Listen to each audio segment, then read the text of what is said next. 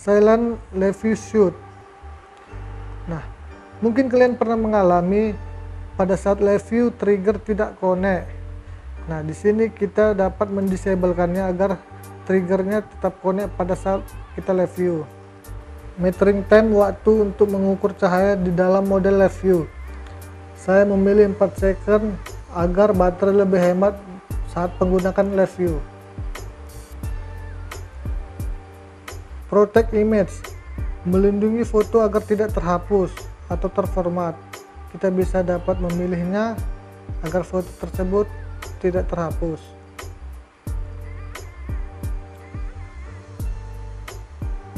Rotate image, untuk memutar gambar dari landscape ke portrait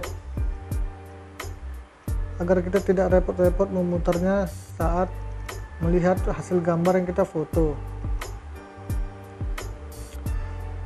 Erase image, untuk menghapus gambar, bisa melalui folder atau memory card.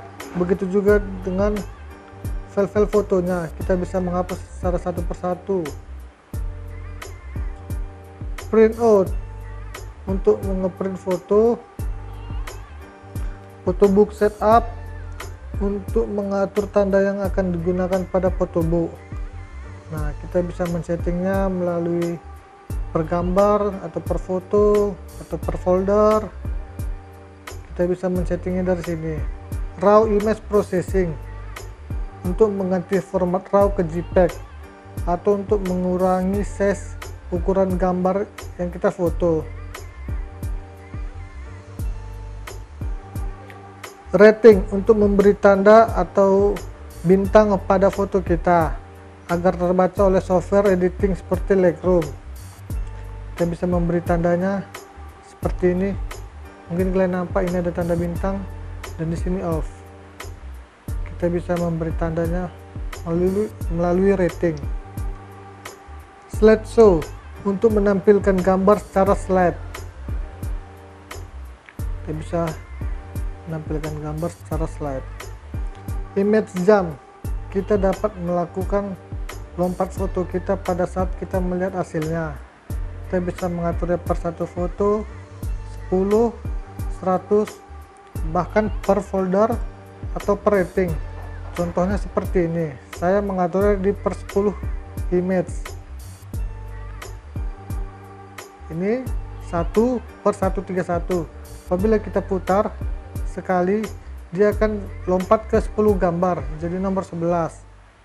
Begitu juga selanjutnya, dia akan lompat ke 21. Nah, apabila kita mengaturnya per satu, dia akan lompat secara berturut. Dan begitu juga selanjutnya.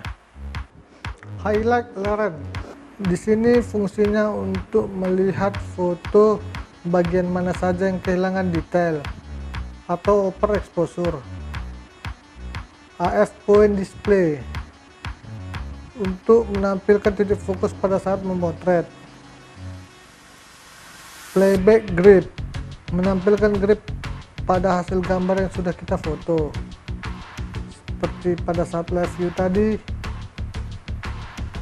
di sini dia akan menampilkan pada saat hasil foto. Contoh seperti ini, kita memotret,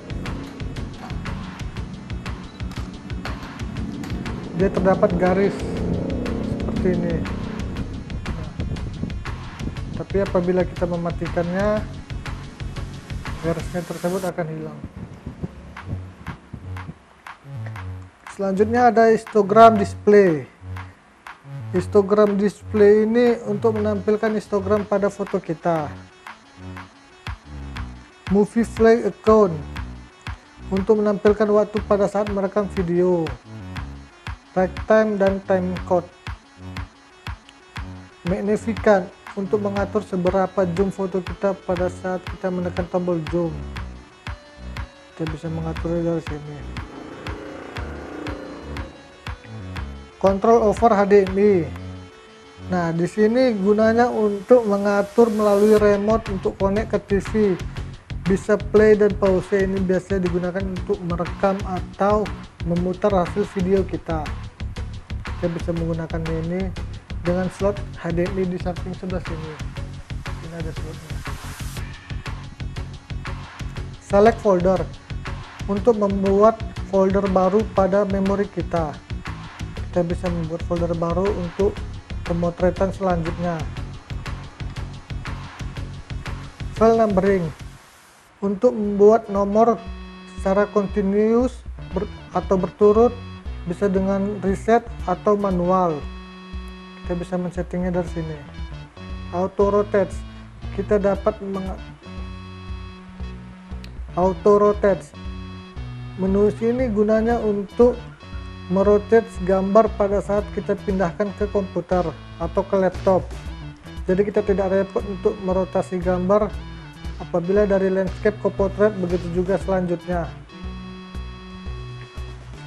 Format card untuk memformat isi dalam memori. Dia dapat format secara keseluruhan. Auto power off untuk mengatur sleep pada kamera pada saat kita lupa mematikannya. Saya biasa menggunakan 2 menit agar irit dari baterai. LCD brightness untuk mengatur kecerahan pada LCD.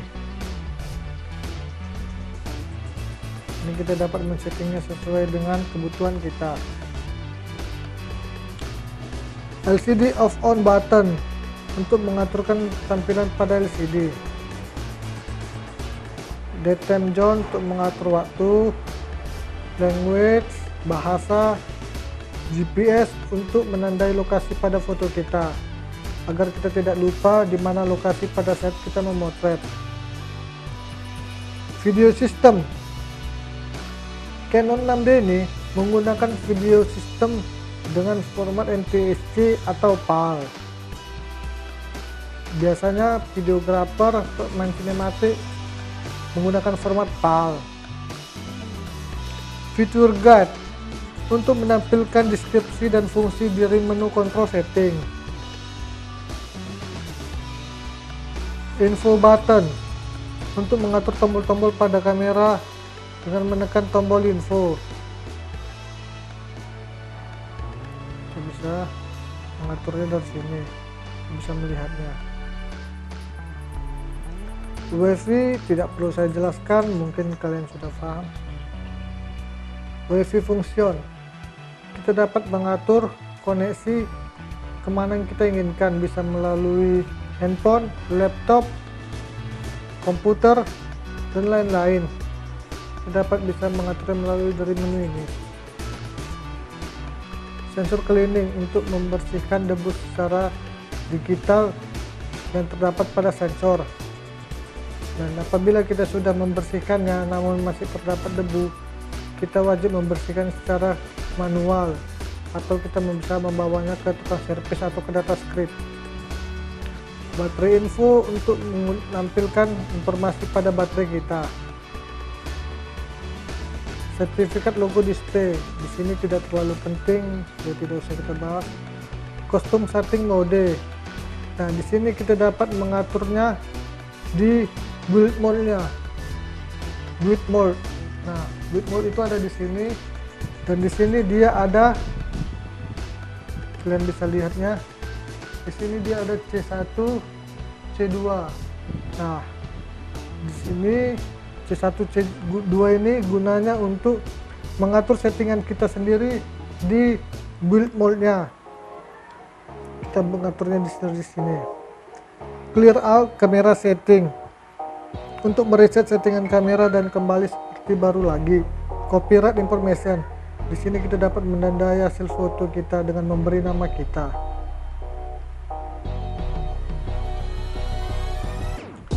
Firmware. Di sini gunanya untuk memberi informasi firmware dari kamera kita. Di sini ada custom fungsi yang terdapat pilihannya, ada exposure atau fokus atau operasi. Nah, di sini kegunaannya untuk mengatur settingan kita sendiri agar kita lebih mudah dalam memotret. Dan main menu ini untuk membuat menu kita tersendiri. Contohnya seperti ini, kita bisa menampilkan image quality dari sini, dan dia sudah ada image quality. Dan apabila kita ingin menghapusnya, kita bisa men-settingnya dari sini di delete item, image quality, delete, dan dia sudah tidak ada. Oke, demikian saja pembahasan kita tentang menu-menu di Canon 6D ini. Jangan lupa klik tombol subscribe, like, dan share ke teman-teman agar bermanfaat bagi kita semua. Next, saya akan buat video selanjutnya. Sampai ketemu lagi, see you. Demikian saja review yang dapat saya berikan tentang kamera Canon 6D ini.